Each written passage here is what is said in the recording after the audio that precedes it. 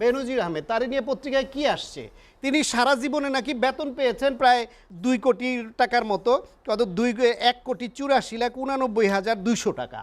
আর তার বউর আর মেয়েদের নামে যে সম্পদের খতিয়ান কালের কণ্ঠে ছাপা হয়েছে তার পরিমাণে নাকি 1700 কোটি টাকা, প্রায় 2000 কোটি টাকার সম্পদ দেশেই।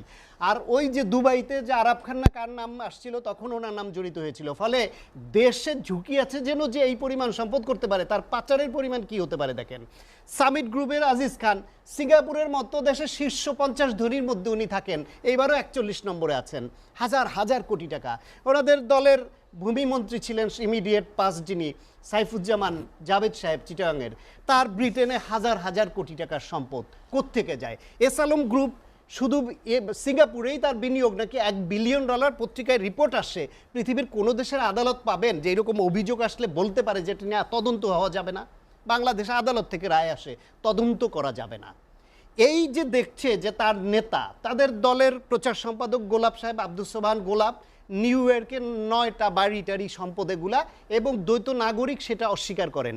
এই যে জাভেদ সাহেব ভূমিমন্ত্রী ছিলেন, নির্বাচনী হলফনামায় এর সম্পদের কথা একেবারে উল্লেখই করে নাই। নানানভাবে যা খুশি তাই করতে পারছে না।